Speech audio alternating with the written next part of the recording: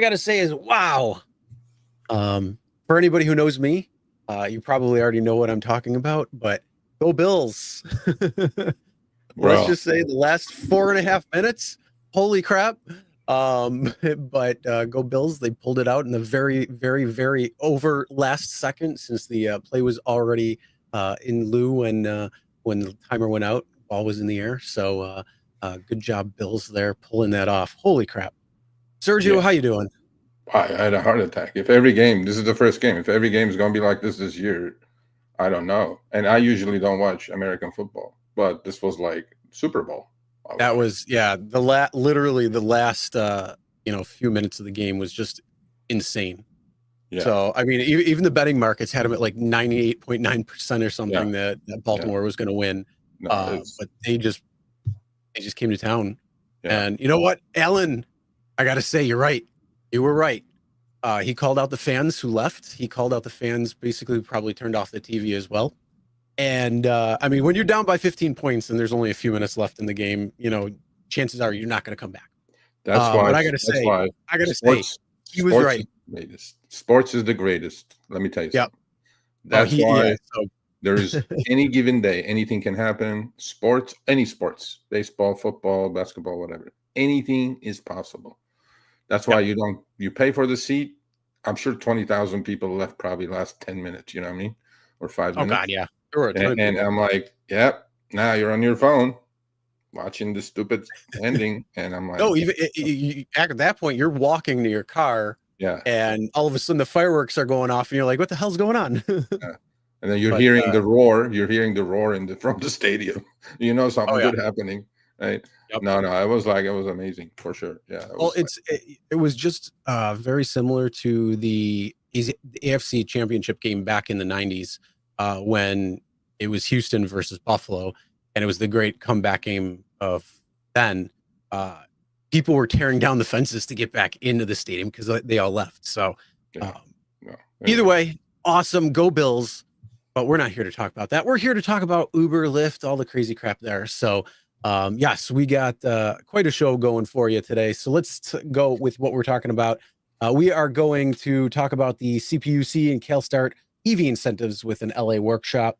We're going to be talking about the Lyft Switcheroo, an app cancellation discovered by a driver. Now, this is something I knew about. Sergio said he didn't know about.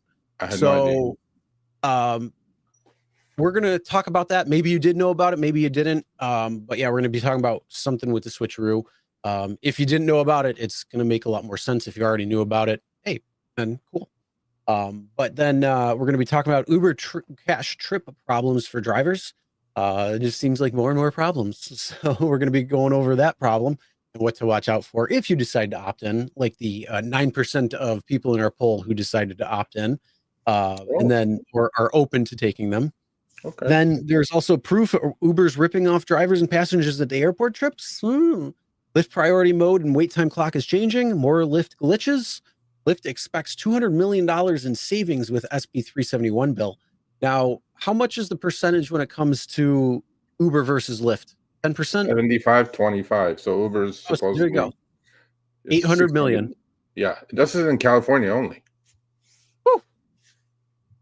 I'm sure they're going to go to Florida and a couple other states, high insurance states as well. Yeah. Then we're going to be talking about is Uber and Lyft's disruption by Waymo and Tesla imminent. We're also going to be talking about Waymo expanding aggressively and your Uber email to the execs. We're also going to be talking about Uber riders abandoned the U.S. Open tennis tournament. And then we got a couple funnies. So we got a jam-packed show for you today. But of course, before we get into the show, we do want to bring up our other show, Behind the Wheel, where Sergio interviews different drivers. Sergio, I know you love this little Behind the Wheel series. So if you want I love it. I love doing it. I'm running dry. The well is running dry, Chris. Okay, folks, we have an opening for Thursday. If you guys can shoot me an email today, come on and talk to me for about 20, 25 minutes about anything you want to talk about. Shoot me an email. We'll squeeze you in. Otherwise, not going to happen. However, I have one lined up for next Monday. These drivers, Chris, they're like, oh, I'm busy. Oh, I'm doing this and I'm doing that. I'm like, bro, you're going to be on the Rideshare Guy. I'm not sure. I mean, you can squeeze half hour of your life, anyway. But So email me, Sergio. You could even do it in your car waiting for your reservation. Exactly. And you know what? They just, whatever. So email and me. then, if your reservation comes out early and you're like, hey, you want to be on the Rideshare Guy? They say, what is that? Then you could be like, hey, it's a YouTube channel. So I'm doing an interview as an Uber driver. Do you want to be on it? And who knows? 100%. Maybe that'll spark a good conversation, an extra tip. I know it's an icebreaker. But anyway, so email me, Sergio at therideshareguy.com. I'll send you a Zoom link. We'll hop on and record your interview. We do it weekly. Although this week we're going to shoot a blank unless somebody, there's like hundreds of people in the chat now. Why don't you just volunteer and just, show up and we'll chat, have a fireside chat. Nothing, you can say anything you want, complaints or whatever. No restrictions, just chat. That's it. Yeah. And what I like about it too is it just shares different experiences that different drivers have, because what your experience is in LA, what my experience is in Buffalo, is not the same thing as Steve's in Denver, or Zach's in Washington, or anybody else who's in here. Everybody's got different things, so how it works for different drivers is really cool to see. So it goes beyond just the normal RSG contributors like Joe or Tyler, myself, or Kian. So it's cool to see that and get some. I should interview you. Okay. There we go. I'm in place, my friend. Behind the wheel. Yeah. And then you interview me. That's what we'll do. We'll just go back and forth. Sounds good. I don't mind that. That sounds cool. Yeah, I think so. Especially with the how things have changed over the years, going from 2016 now. Yeah. Jesus Christ, that's almost a decade. Holy crap. Yeah. Our decade is coming up. Holy crap. All right, let's get into the first topic today, and that is the CPUC Calstart EV Incentive LA workshop, something Sergio I know is doing. Yep, tomorrow I'm going to be there, 9 a.m. Okay, if you're an LA driver, this is really important. If you're thinking of buying an EV in the near future, this has nothing to do with Uber and Lyft. CPUC, Calstart, and CSE is putting together this panel of drivers. I'm going to be there, obviously, and it's from 9 a.m. to 1 p.m. It's at the CPUC offices in downtown LA. So 9 a.m. you should be done with your morning shift. Free food is going to be given, but you have to be there from 9 to 1, because what the CPUC wants is CPUC would like to listen to drivers, what kind of incentives they should offer. This is not coming from Uber and Lyft. It's not backed up by Uber and Lyft either. This is a state mandated program. What kind of incentives they should offer? I'm hearing numbers between 6 and 10 grand to buy an EV. Okay, number one. Number two, obviously we're going to give them our ideas as drivers, and you're going to get $100 for your 4 hours. So that's $25 an hour. That's about probably as much or more you would have made driving. So just show up, but only the first 25 count. So if you're not already, if you didn't do it already, I don't know. The link is in the show notes. Go click, register. And 4 hours, $100, and the free food, and we can meet whatever you guys want. So what will be discussed during the 4-hour workshop program? Administrators will provide more details on the program, EV incentive dollar amounts, who will be eligible, how drivers will apply, driver concerns and questions, EVs and EV charging. And we're going to talk about, the headwinds that Uber and Lyft, put in front of us in, juggling the EV incentives that they had, right? We're going to talk about why drivers are not warming up to EVs to do rideshare. And, I'm there just to talk to these officials about all the potential problems, because as Chris, you know that, right? What did Uber say like a couple of years ago? By 2030, the whole fleet was going to be electrified. Well, what happened to that? That didn't work out, did it now? So, but this is going to be a state-sponsored program. Again, I'm going to be there. We can shoot the shit and talk some shop, have some food, and get paid $100 and leave. And at 1 o'clock, if you're going to start working, you're in downtown. Your starting point, terrific. You'll grab a trip to LAX or something, and then you start keep working. So there you go. Nice. Not too shabby. Yeah. Plus, it might sound a little bit more enticing when it comes from, California Public Utility Commission versus Uber and Lyft that tend to change it every week. So I specifically asked if this Uber Lyft sponsored, they're going to have nothing to do with Uber and Lyft. We're just going to listen to drivers and take it to the CPUC and then decide on the value of these incentives and all these other things. So I'm like, I'll be there. There you go. All I know is just make sure you don't get a exhaust ticket on an EV. Yeah, well, yeah. But no, please show up if you're LA driver or vicinity. and free parking. So you don't have to stick around with parking in downtown LA is bitch to park. We know. Free parking on top of everything else. You're going to park right in the CPUC building in downtown. So there you go. Nice. Not too shabby. Not too shabby. Nope. All right. Well, let's move on. Let's talk about the Lyft Switcheroo. What's going on with the cancellations there?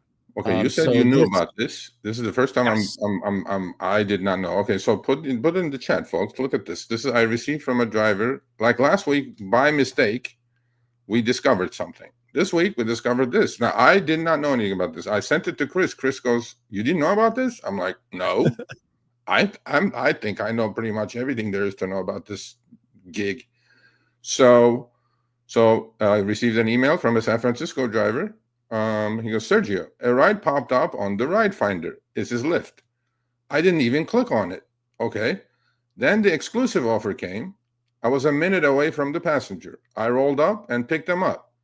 They were surprised that I was picking them up on a Model X. This is Tesla Model X, the big one, the good one, with the gull-wing doors, on a regular Lyft. Okay. They said on the Lyft app, it popped up that they had the option to switch vehicles or drivers. You're telling me you knew about this, that Lyft gives every rider the choice to swap and switch drivers or vehicles? I didn't know about this. Yeah. And they said, of course, we weren't going to switch when we saw what you were picking us up with. I asked them for some clarity. Obviously, this driver did not know this either because he's a veteran driver in SF. I asked them for some clarity, and it said it shows up on the bottom as a tab for the rider to switch. I then gave them my number and asked them if they got that again. Could they screen capture it and send it to me? So far, no screen capture, sorry. The mystery now is that there has been so many cancellations on drivers while driving to get a passenger, and of course, no cancellation fee. I did not know about this, sir, at all. Yeah, I knew about this. Basically, if you're using Lyft, this happened to me in Vegas when I was last in Vegas, when I ordered a Lyft, and it wasn't that far away. And actually, it was my ex at the time, and it popped up on her phone. It says, there's another driver nearby. Do you want to switch? So it's like I knew that from at that point.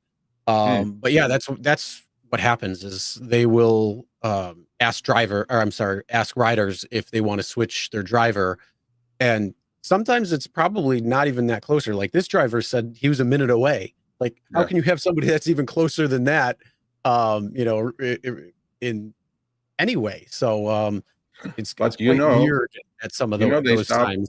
They stopped the switcheroo, right? You can manually adjust that now, which is appreciated, which was great. This came around a year and a half ago. Yeah, but that's on the driver's side. So there's two ways that they do the switcheroo. The first one is, they're trying to adjust the rides according to the Lyft app itself. I don't know how utilized that is anymore versus the asking the passenger, and when the passenger accepts or denies, that's when the switcheroo could potentially happen. So it might just switch you to another ride if you have it on, or it's going to come up and say Lyft cancellation, or the rider canceled, or Lyft canceled this ride, or whatever the text is, because it does change every once in a while. But that's exactly what happens. So they'll pop up that cancellation at that point. So if you have the switcheroo off, what ends up happening is it'll just say ride canceled, and the reason is because the passenger switched to another driver because they said, oh, it might be closer, or whatever it might be. Or I think there's two. I think it's a higher rated driver and a closer car. Okay. I believe those are the two. Okay, I did not know about this. Now I fully understand, or we discovered why those things happen. Because even with my switcheroo off or on manual, right, you'd be like driving and then it says rider canceled the trip, and I'm like, or it will say Lyft canceled the trip. So it's rider is switching, and then Lyft is saying Lyft canceled the trip, not to give him the cancellation fee if it's over 2 minutes, I guess. Yep. That's the hocus pocus that they're playing there. You know what I mean? Yep. Yeah. So it's an absolute play on words. So yeah, that's how I knew about that. And yeah, like when you texted me that or emailed me the rundown for today, I'm like, yeah, didn't you know about that? I thought it was more, but that's why I said we're going to keep it in just for people who don't know necessarily that they can connect what's going on. So yeah, that's kind of the problem. So you could turn the switcheroo on and hopefully get another ride, but the problem is you don't know the pickup, you don't know the drop off, and you don't know how much you're making because it doesn't show that. Yeah, and then you just switch to the next ride. But what's absolutely the worst and most annoying on that is how many times have you gone through the light and then you have to go behind you, so you got to pull a UE, or you're in the left turn lane and then all of a sudden you got to go right. Yeah, for sure. How many? So that has pissed me off so much that my acceptance terms on Lyft varied greatly compared to Uber. Like when it came to Uber, my if it was a little bit further away, time and distance wise, I'd be like, okay, that's fine, not really a big deal, because there was no switch crap. When it came to Lyft, it had to be a really close ride for me, because then at that point you wouldn't have that switcheroo going on.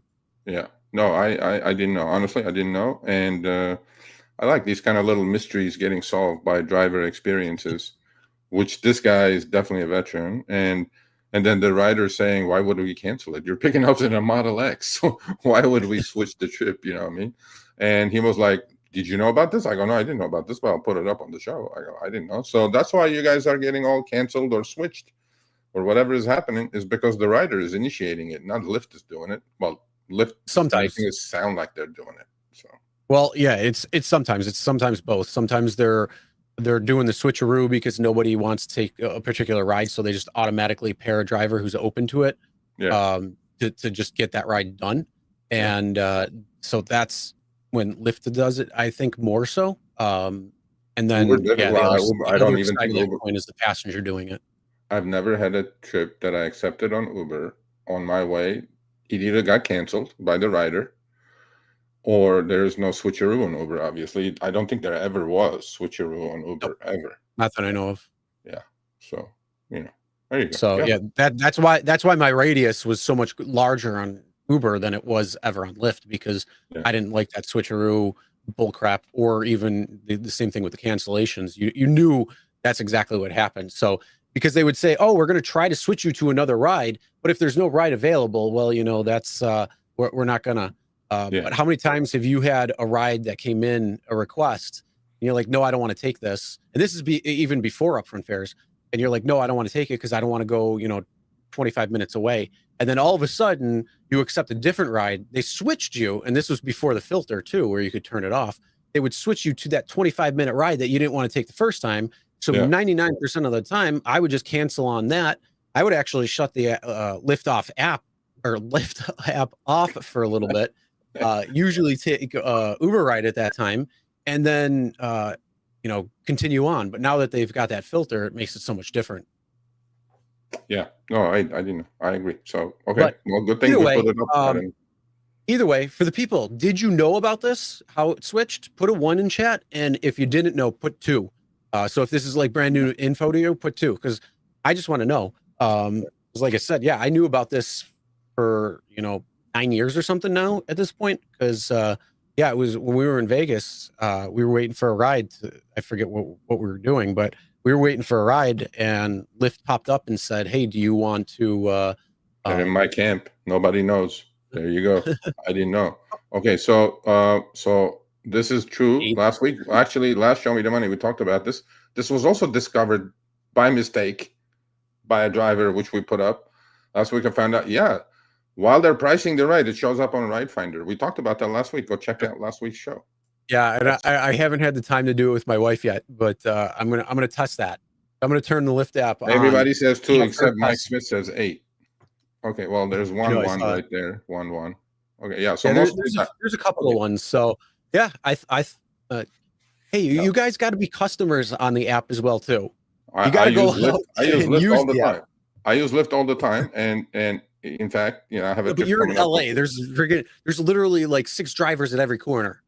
Well, there definitely is. Yeah, there's 6 drivers literally in my house at the moment. So no, but I mean, I didn't know anyway. So okay, now you guys know. Now you know why you're getting switched, or it says boom, Lyft canceled. Sergio, that's why I said we're going to keep it on, just for people who don't know, if they're wondering why the ride keeps getting canceled. Now you know why. It's because the passenger's canceling, or it's because the Lyft is canceling. And yeah. And actually, Mike Smith here sent me. He's doing good work too now. He sent me screenshots. But we didn't have enough time. We're going to show it next week. He the exact same trip on Trip Finder, right? Mm-hmm. And then exclusive shows up. Do you think the price went up or down on all of them? Down. So you get the Ride Finder, and then it goes down on the exclusive. Yeah, I've already seen them. Well, not Mike's screenshots, but I've seen the ones that we've done. These are massive changes too, though. It's not like a penny or two. Wow. Yeah. So what is it? 30% kind of range. Wow. Yeah. Wow. Yeah, I've only seen it with, like, Matt's. When we did Matt's corner, and he was showing it. I've only seen him like 20 cents, maybe $1. No. Wow. These are like $5.99 chips going to $3.25. Wow. Yeah. So moral of the story is take the Ride Finder. But what is happening? No, but this is the problem. On the Ride Finder, as we discovered last week, they may be pricing it. So Lyft puts it on the Ride Finder. You go click accept, right? Because the chip is paying you like $40 an hour or something like that, right? But then there is no chip. It's hocus pocus. And then and then it says you didn't get matched, right? And then exclusive comes in because the rider actually orders the chip. And then you get $3.25 for it. I'm like, what the fuck is going on? So whoever Lyft has hired to, adjust the algo, you're doing a good job up there, bro. You're learning. We know, but you guys are becoming as cutthroat as Uber is. I don't know. A little bit. In fact, here's the gentleman. Here's the gentleman that sent me the email right there. Right there. That's him. Yeah, I think I think though they're trying to reduce those spinner times, so that's more or less what they're doing when it comes to putting a Ride Finder out there, to make sure that there's a driver that's right there. And then the people who are clicking it, I'm betting the ones that click on the Ride Finder are the ones that are actually getting the requests come through too. Yeah, probably. And he did. He sent me 4 or 5 of them, so we'll show them next week. Wow. Massive difference. I mean. And but we'll do it. So thanks, Mike Smith. Good job. Yeah. All right, let's move on. Let's talk about Uber Cash. Some trip problems. Before we get started, hold on. Before we get started with Uber Cash, we did post a poll. We've already got about 500 people who voted in the poll. Make sure you go over to the community page. Put in, would you opt into taking cash rides or not? Basically, we're just trying to figure out the percentage-wise of who is going to accept cash rides, who's not. So yeah, check out our community tab. Scroll down a couple of posts, and then you'll see the poll. Would you take cash rides? You got the opt in, opt out, no, and show me the results. Don't hit Chris, show me the results. Actually do it. Chris, read this. Right. We want that. Carlos is charging rider. Huh? Yeah. Read the comment I just put up. Carlos, send it to me. Sergio at therideshareguy.com. Please send it to me. Well, I was trying to check out how Uber charged for riders. I put a direction, and before confirmed, the ride I received a radar with my own name and my own ride. I have pictures. Well, send those pictures to Sergio at therideshareguy.com. Yeah, please do. So I guess it's happening on both. But yeah, you know what? I'll test it out with my wife. That's funny. Anyway, so every week, we used to put fake names and things like that, right? So luckily they're like much less now. If this is verification on both apps kind of helped that. So so now we're gonna do this every week. We're going until cash trips go away. Yeah, please go vote for the. Honestly, though, when you read them, it's like, oh, this is another problem we have to watch out for. Another problem. I think we talked about this problem. This is a little different version of what we talked about already. Yeah, but it's what it is. It's like things that we're not even thinking about or maybe aware of. And then all of a sudden it's like somebody actually has this problem or is complaining about it. And it's like, oh yeah, we got to think about that. Oh yeah, we got to think about that. Oh yeah, we got to think about that. I mean, look, Uber and Lyft think the riders are angels. You know what I mean? They think they're all straight up. They only think drivers are scumbags. And no, Uber, riders outnumber drivers by 40x in the US. And there are 40x a-holes in the rider community than there are in the driver community. So this was put up in a chat board. Scam from Uber new payment methods for the cash trips. What could go wrong with any of that?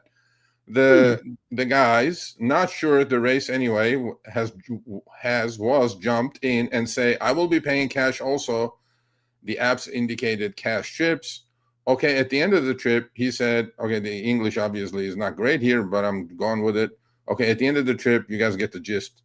He said, oh, I'm going to switch back to by using credit card on file. See what I'm saying? This is a new one. Okay, and he ran away. I received zero cash, but Uber said I got all his cash, which was $74, but the trip is $33 only, and they deducted $74 automatically from my payout. Damn, my English is bad. Sorry, we know. And then this answer actually kind of clarifies that. He goes, why would you start the ride without receiving cash payment first? I'm sorry, but that's all on you, bud. What do you say, Chris? Is it on the driver? Or these cash trips are just a freaking menace to society? Which one is it? I think what needs to happen is every single driver who is doing cash rides, it is a 100% must to have a dash camera on recording, because if shit like this happens, and it's going to, this is where you need to have the proof that says, dude, he didn't give me any money. He told me that he was putting on a credit card, because now you're out $74. You try now calling Philippines with this guy's English on top of that, and the English of the Philippines people. Imagine that conversation, bro. Hey, maybe he is Filipino, so who knows? Well, whatever. All I'm saying is, no, I'm not talking about the English part. What I'm talking about is he's out $74. I am pretty sure they're not going to give him his $74 back. $74 is $7 trips, bro. He literally is going to work for 4 hours for free. Literally. Technically 7.4. Because that $74 will be deducted from his earnings. See what I mean, Uber? And you know what? Let me just put this in here for Uber. Hey, what's up? Please hire like an intern or something to watch us live, because look, there's 300 people here. We're having fun. You guys go have a drink. Just watch us every Tuesday. What do you mean AI bullshit? You guys take screenshots with AI and use ChatGPT to summarize our show. How dare you guys? Anyway. But either way, I think this just shows you a big problem. No, and hold on. Uber sent me an email. Remember, I read my email a couple of weeks ago asking about the Yes, because I don't have a screenshot. I'm not going to show that response, but I always show my email to them. I rarely show their response to us, but actually I never have. So Uber said, with all due respect, Serge, something like that. It started with, we are not going to give you the data you're asking for. So the data I asked for, folks, was, since Cash Trips is in LA and 50 cities now, I said, Uber, you had Cash Trips in Mexico, Brazil for about 8-9 years, and you had Cash Trips in the UK for about 3 years. I said, I would like you to send me the data that you have comparing cash trips versus cashless trips in individual countries and cities. What is the occurrence level? How many more X are people who are doing cash chips are getting robbed or assaulted or whatever is happening to them versus the other one? And Uber came back with a little cut and paste, of course. Oh, safety is paramount for us, blah, blah, blah, blah, blah. And then they said, but no, we're not going to give you the data. So I'm assuming, Chris, since they said take a hike, I'm assuming that it's like the difference is like 5-10x or something between cashless trips and cash trips. You're talking about their take? They said take a hike. No deal. Oh, you're talking about the problems. Yeah. I'm talking about assaults and robberies. Comparison mm-hmm. in Mexico and Brazil and the UK. Yeah, I mean, the only thing is though, you could potentially, have some sort of correlation there, but the problem is it's a different country completely. So a lot of the norms and things are I am not different. Comparing it to the US. I am not no, but same thing with putting cash rides. There's not a lot of people that use cash anymore. We primarily use our phones for transactions at this point. We use cards. So cash is kind of gone. According to Uber, well, Matt's got a video that's coming out next week or I'm sorry, Chuck's got a video coming out next week that's his 2 cents on it. Uber says 15% of the people are unbanked or underbanked, and we think it's a great idea. Because they don't have Venmo or PayPal? Please. Nope. They don't have gift cards? Please. Nope. They cannot walk into a 7-Eleven, buy a gift card, and charge their Uber account with it. Nope. They just want to do cash, bro.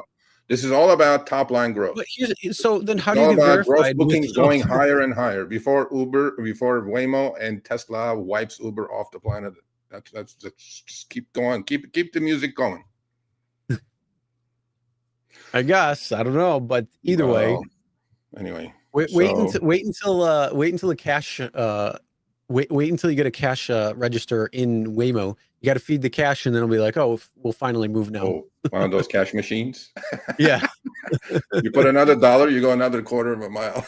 You know what's gonna be funny? You put the $1 in, and it spits it back out. It says, nope, I'm not accepting it. No, this is bad. This is fake. This is I'm pretty sure I'm going to get this email next couple of months because cash rides just came around.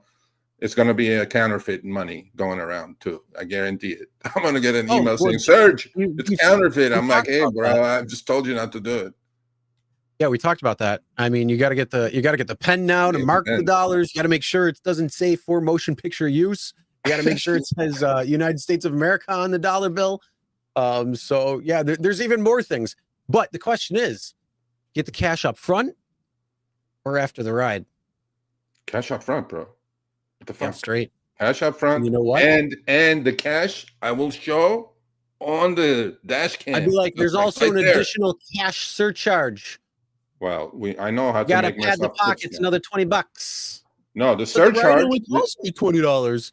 Yeah, and I'm getting paid $5, so another $20. I have a surcharge idea. The surcharge should be from the driver to Uber because we are their collection agent now. We should charge Uber a service fee to collect their money. Yeah, I'm okay with that. I say 125% of the fare. No, let's not go crazy. No, not the passenger fare. What the driver's making. That's too high. I would go with I would go with 10% service fee. Just like Ticketmaster, StubHub, and all these people, they charge you. Hold on. Hold on. If we're adding fees, we're adding the service fee. We're adding the cash fee, handling fee. Yeah. We're adding the bank. We're adding a bank fee because now we have to use our time and gas to go to the bank to deposit the money. So there's the bank transaction fee. And, then there's the customer surcharge fee of dealing with cash all around. So that's 4 fees. It's going to equal about 18 and 24%, somewhere in that range. So start getting prepared, Uber, because that's what's coming through. 20%. I think it's fair. I'm doing all the work. Not besides driving now, I'm doing all the accounting work. And I can get scammed. All that, the risk I'm taking. What is your risk, Uber? None. Your top line is going to go. Gross bookings are going to go higher. DK is going to go on the next earnings call. Oh, by the way, we introduced cash chips. They're accretive by 4% to our 40 billion gross bookings. Hold on. My driver external expenses has to come out of that fare before you can collect it, Uber. So I got to put all my external expenses there. So that includes gas and maintenance, depreciation, every other charge under the sun. So you know what? Now it's becoming 120% of the fare. I love that idea. Now, I'm sorry, it's external expenses. My external expenses. They're external. They're expenses. They're not. What can I do? It's external. I got to charge you, Uber. I love it. I love it. I love it. I love it. So Uber, again, hire somebody. You guys are doing 20 billion buyback. There's money swimming in cash at Uber now. Free cash flow through the roof. Stock at an all-time high. Hire somebody to watch the show live. You know what I'm saying? Okay. Yeah. Yep. All right. Yes. So that is another thing to watch out for when it comes to Uber Cash trips.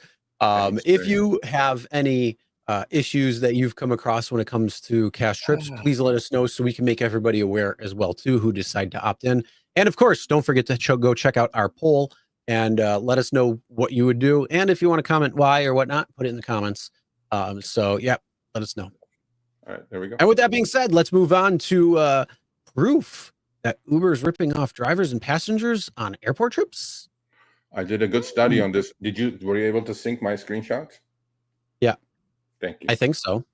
Well, it was pretty simple. Yeah, if you synced the 1 hour of trips coming in when we did our more perfect union test, then I think you can do this.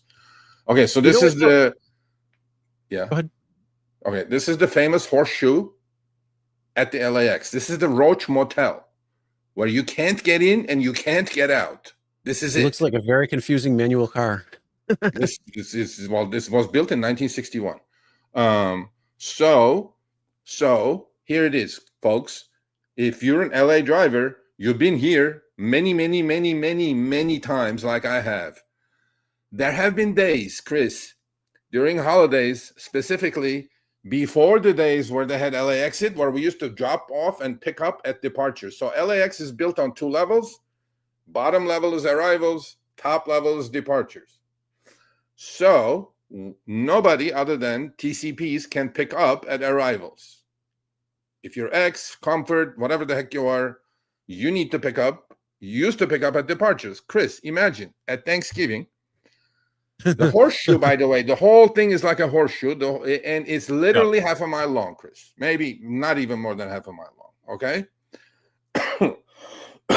So you enter at 1, you exit at 8. Well, 8 is way past it, so 7. Let's go with 7. So 1 is Southwest, 2 is Delta, 3 is Delta, and many others in between, obviously. B is for Tom Bradley. That's the international airport. 4, 5, American, but then you have Alaska's and all these other ones. 6 is, let's go, actually 6 is Alaska. 7 is United. I'm just giving you the main names for these terminals, okay? There are, all these other airliners are in between, lined up. Literally, they're like door after door, all the airlines are represented, okay?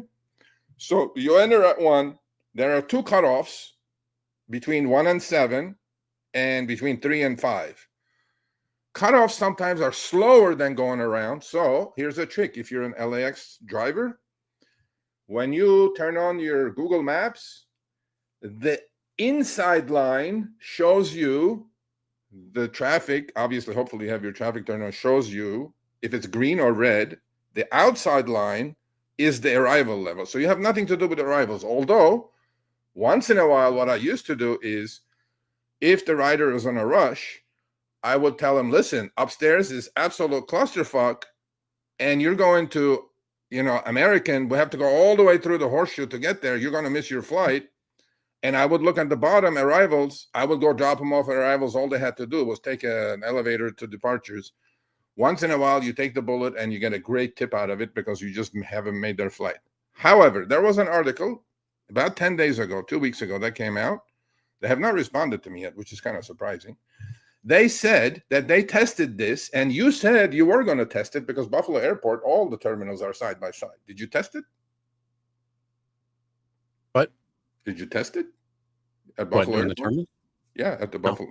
Yeah, just I forgot all about it. Okay, well, next week it's your turn. So all I did was, folks, FYI, If as a rider, you order a trip going to LAX and you don't specifically put in your terminal that you're going, where do you think, Chris, Uber will put your PIN, your drop-off PIN, automatically, if you do not specify a terminal? The furthest away. At B, actually, which is Bradley, which is the deep end of the horseshoe, automatically. So that automatically rips the rider off from the get-go. So what did I do? I have so much time in my hands. At the same time of the day, I took screenshots of a trip I ordered from where I was to LAX. 1, 2, 3, and here they are. No, you didn't sync him, bro. You should have synced Uber and Lyft.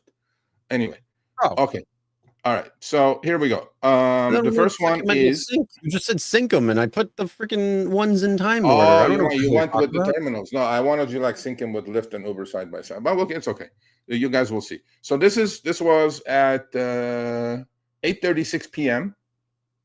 or 8:36 a.m. I don't know, one or the other. However, I ordered trips to each terminal. As you guys can see, UberX is charging me $96.97. I'm going to Terminal 3, which is Delta, then Terminal 5, which is American, then Terminal 6, which is Alaska, and then go to the next one. And Terminal 7, which is United. And if you do not pick a terminal, Uber was charging me $94.95. You guys saw the schematic of the airport, right? So can we go back one time? Can we just go back one shot to the original one? Okay. So you guys kind of figure out where Terminal 3 was. It's literally 1, Southwest, 2, Delta, 3 is Delta, right? Okay. Uber's charging $96.97. Okay. Terminal 5 American is literally around the corner or across from the second cutoff. Why is Uber charging $2 and change more? Don't know.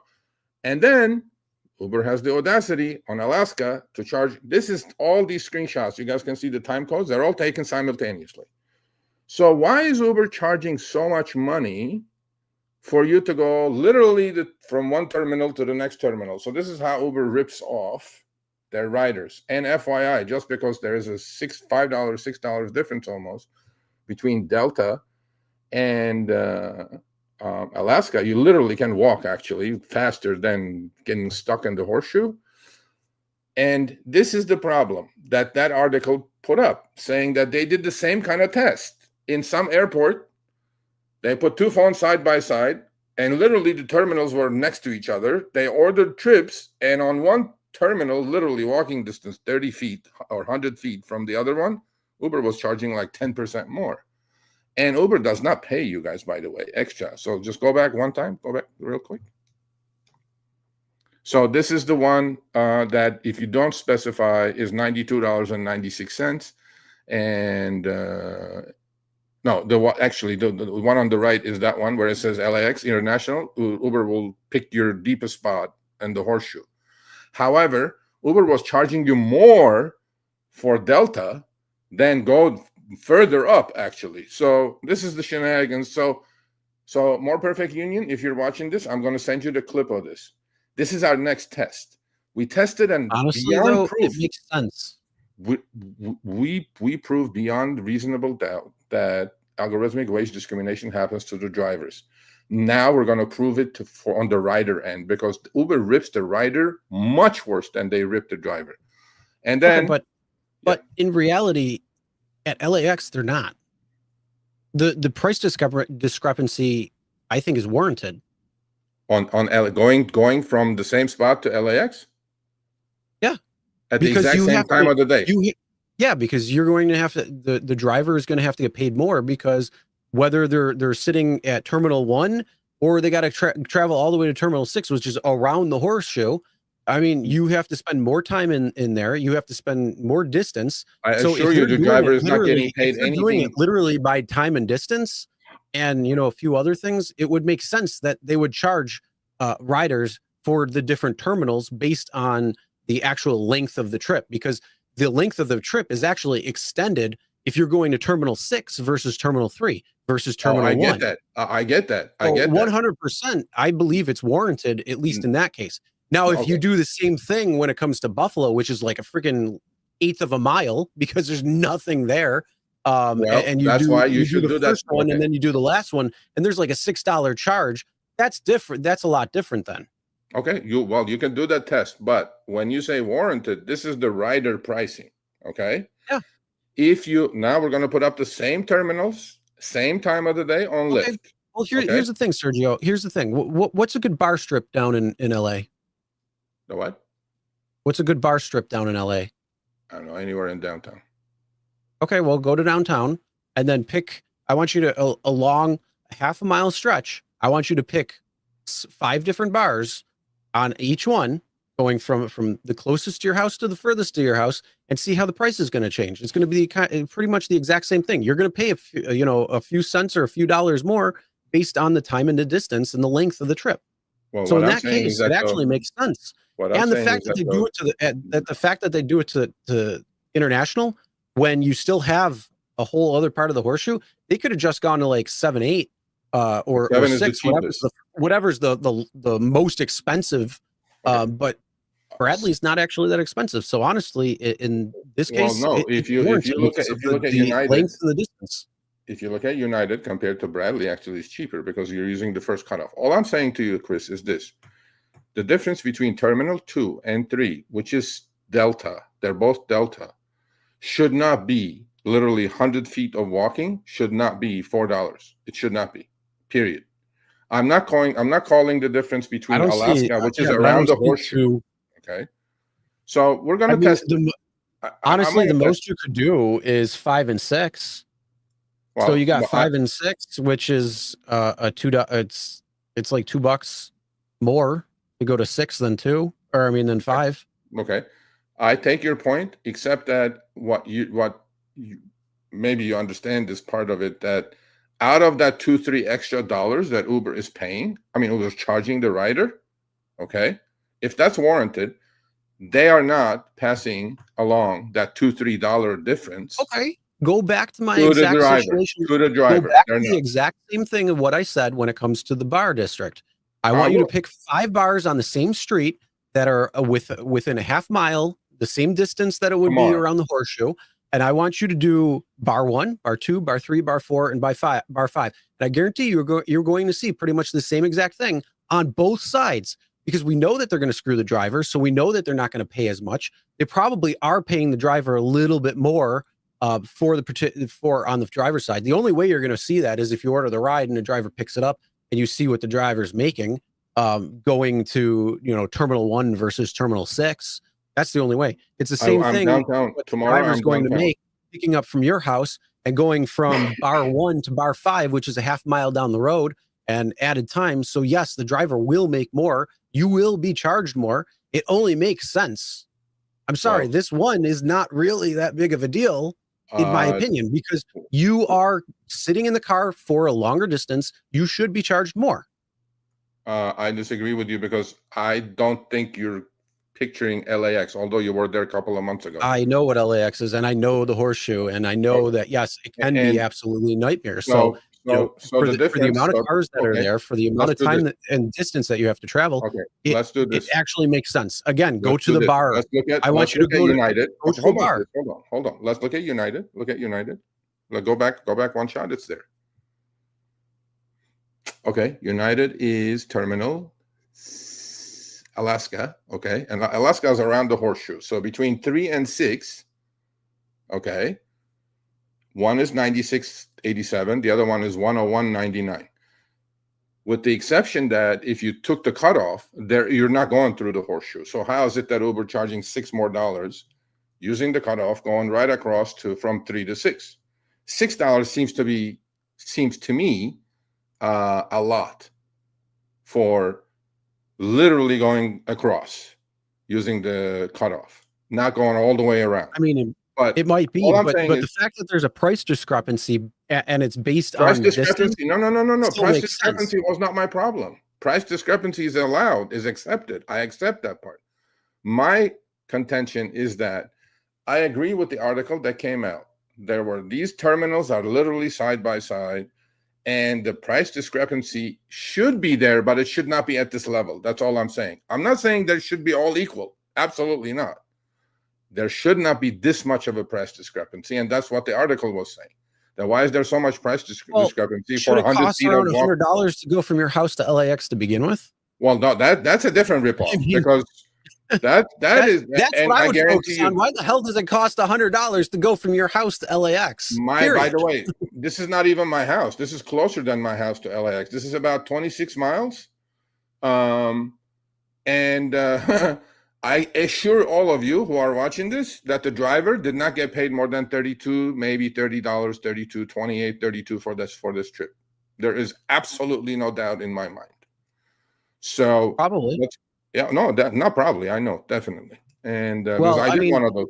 Unfortunately, when it comes to airport trips, the problem with airport trips is there is a ton that goes into it because everybody wants a piece of that pie, including LAX, including whatever services and crap that are there. So there are a lot more. But I'm telling you, if you want to do something that's similar to that, you have to do the bars tomorrow. So go a half mile to different bars and do the exact same thing because you're going to see a price discrepancy. The driver is going to get paid a little bit more. We all know that Uber and Lyft screw drivers and passengers because they're trying to get as much as they can from a passenger and as little. But at least in this case, they are, that is warranted. Like if you are driving in a car for a longer extended period because of whatever's going on within LAX, I don't care if it's a traffic jam. I mean, drivers don't want to sit there for X amount of time, but they're going to have to. So, those types of things have to be accounted into it as well, too. So, yes, it could be possible that you could see a $3 difference going around the bend at 9 o'clock or whatever time it is that you did this at. I agree. And then I will do your test tomorrow since I'm going to be in downtown, except that I'm just contending that it should not be $6 difference across the street. I don't think it should be $100 to go that distance. Well, $100 is the norm. But let's go to Lyft. Let's go to the next one. It was done exactly simultaneously the same way. Same exact way. Same terminals. Lyft standard was $75 versus $100. And on this one, it was international.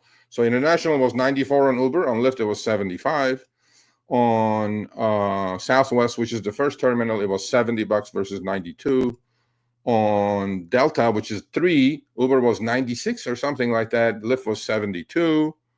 So, and Lyft is probably paying the driver about $30 as well. So, and now you know why. Now you know why I used Lyft when I was in LAX. Yeah, both times. 100% know Uber was ridiculously more expensive at the same time. So yeah, if you want to look at 99, I think on Uber, on Lyft it was 74, and United is 71. I think on Uber was 92. So yeah, so if you want to look at that, this is the issue that you should be taking. Why is it much cheaper on Lyft than it is on Uber? The time that you did it and the time that I did it, which was back in a few months ago when we were there. This is from exactly same pickup point within literally at the same time of the day. The other thing that Lyft is doing correct, by the way. So since Alaska is before United, literally like there is, and see how the pricing is dropping on the Lyft app, 74.83 versus 71.81. Lyft is doing it the right way. And then go back to the original, the first 3. Okay. So on Southwest, which is number 1, first terminal, right, is $70.69, and to go just to all the way to the deep end of the horseshoe. By the way, if you don't pick a specific drop off, a terminal, look where Lyft picks one for you. It picks into Xiamen Airlines at International at Tom Bradley. So both apps take you to the deep end of the horseshoe if you don't pick one. So if you're going to LAX, yeah, but that makes sense too. Well, like why didn't they pick one? If there's different areas where you're going, why wouldn't they pick the furthest away? It's pretty much standard across the board. There's a little shady shit there, but maybe here's something. Don't allow the rider hold on, to put anything there. Okay, Sergio, when I have to go on the New York State Thruway, I have to pay tolls. Okay. Before you had cashless tolls, or if you didn't have Easy Pass, you got a ticket, and it told the cashier what toll you got on it or what exit you got on it, and then where you're getting off, so you knew how much you had to pay. But if you lost your ticket, they would take the furthest away that you were, and you'd have to pay that. So this is the exact same sort of thing that is happening. It makes sense that they would pick the furthest point away because you didn't designate exactly where. So you could be at Terminal 1, but you really meant to go, or I mean, you may have to go to Bradley, but you meant Terminal 1, but you don't know. So it makes sense again that they would have to do that. That has happened to me. That has happened to me with a-hole passengers. They're experienced Uber and Lyft users. You know what they always pick? They always pick one because that's going to be the cheapest one. And then right when I pull up, or literally maybe a quarter mile away, I get the ding. What the fuck? They change it to American. That's where they're going, actually, because now I'm screwed. So I'd be like, I thought I'm going to drop you off at Southwest because that's what you picked. Or you will get there and they will say, can you, oh, I forgot, I'm American. Can you just drive me around the horseshoe and drop me off there? Now you're fucked as a driver. That's the experience rider. Yeah. And that's the experience rider. That's an experienced a-hole. That's what they are. So. True, but they don't want to get ripped off either. So they want to pay the cheapest fare. It's a game of tug of war. But in actuality, like I said, if you're in the car longer, you should be paying more. I get that. Not that much more, 100%. In my opinion. But the problem I see is not that they're charging more by a few dollars. What I'm seeing is the absolute price discrepancy between Uber and Lyft. And it's not just what you were doing, but also when I was there, when I priced Uber and Lyft when I was going from LAX downtown and then back downtown to LAX when I was leaving, it was a massive difference. So that's why I went with Lyft both times, because it was so much cheaper. So that's the question. Why is Lyft so much cheaper? And it seems like it's something that's a regular. It doesn't seem like it's so. That's why Lyft stock has outperformed Uber actually the last 3 months. Their pricing algo is better. They're ripping the rider off less, and they're paying the driver probably the same. I would say Lyft is probably paying $28 to $32 for that $75 trip, and Uber is paying about $30 to $35 for that $100 trip.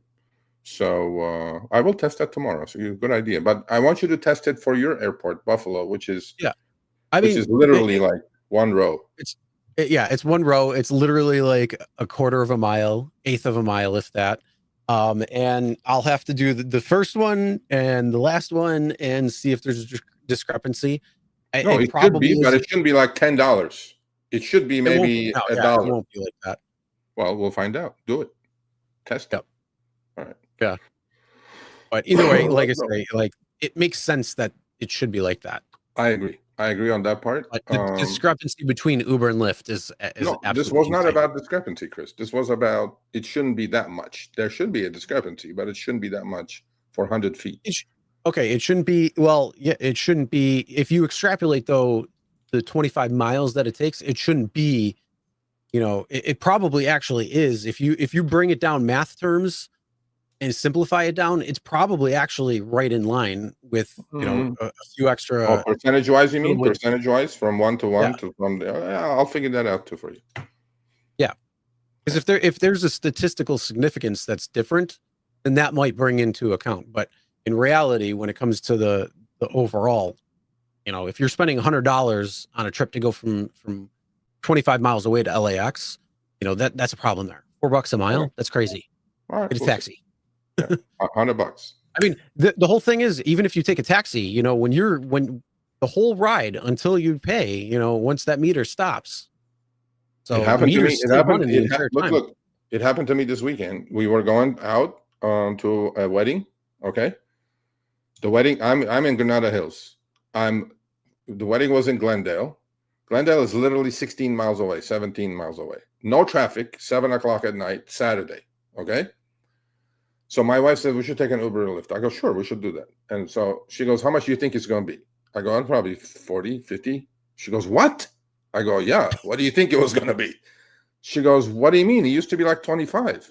I'm like, oh no, those days are gone. Chris, I priced it. $62, Chris. What time was it at? 7 p.m. Saturday. Well, on a Saturday, that would probably be zero traffic. Right? Zero traffic. 62. 62. Was there any surge going on? Nope. Yeah, I'm What was pricing it on at my Lyft? house. I'm up on top of the hill. There's no surge at my house. What was on Lyft? About the same. About 50, 59, Wow. 60, somewhere there. Yeah. That's insane. And then now I'm thinking, well, it's another 65 plus a tip, $70. Coming back, it's $150 literally to go to Glendale. It's like 18 miles away. I said, fuck this, I'm taking my car. Because putting it at the valet at $25-$30 is cheaper. I go, I'll drink, you drive on the way back.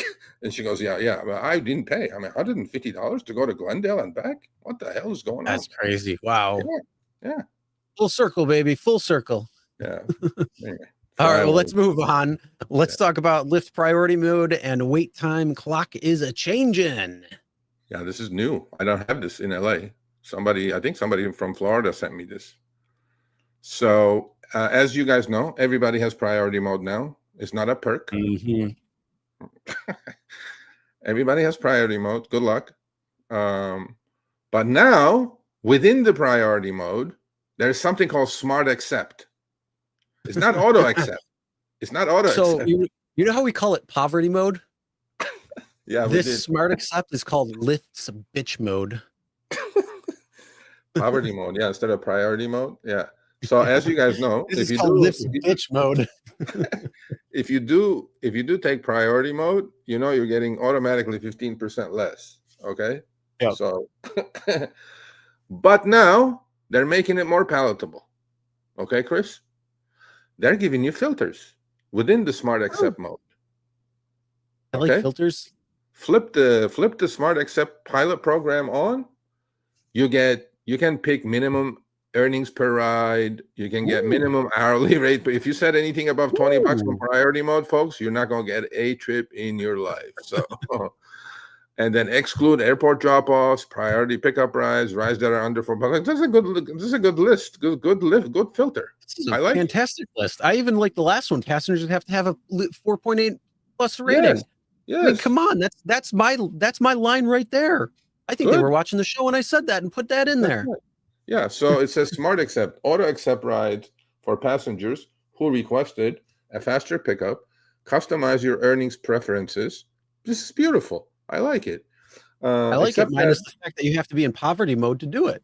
Yes, you have to be. Well, there is no more. You can be in poverty mode anytime you choose. There is no more. Oh, I'm elite now, and I can choose poverty mode or whatever. So by the way, our good friend Matt is working on something in Boston. He talked to me last week. He goes like, Serge, this is unbelievable. But then I can't say anything about it yet because we don't have the data. But so this is pretty cool. Now, the important thing in this, Chris, okay? All right, you ready? Wait time pay. Earn more sooner. Now your earning wait time pay after only 1 minute of waiting at pickup. Oh, I like that. I like it. So you get what, an extra 17 cents? Well, come on, man. Don't be like everybody else now. No, you know what? Honestly, that's fine with me. You give them a free minute. Well, would you rather fucking wait 5 minutes and then clock starts, or would you rather wait 1 minute and you get paid? Right at one. Actually, right when I hit arrive, I wanted to start. Well, okay, let's not push the luck. I don't give free time. I'm not charity here. Well, 1 minute I think is. I only give to my church. That's it. Come on. Okay, 1 minute is better than 5. So Lyft, I mean, I don't like the smart accepting, but I would love smart accept if it was for all rides. Like, why does it have to be priority pickup in order to do that? Why can't it just be all rides? Because here's the thing.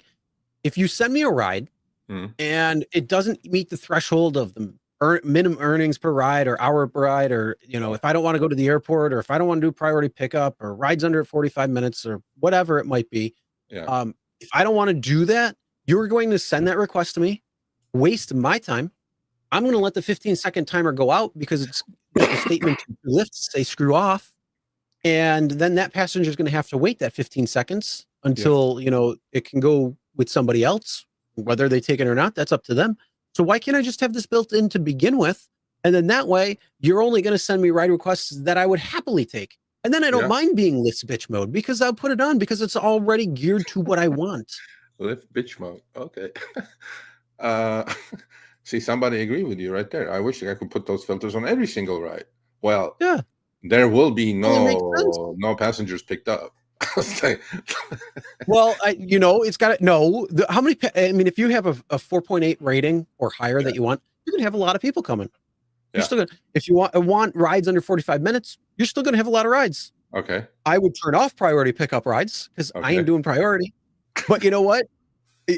Airport drop-offs, that doesn't really bother me because I'm going to leave the airport anyways. I'm not going to sit there. Well, that's the key. This is the key right there. It's not like LAX.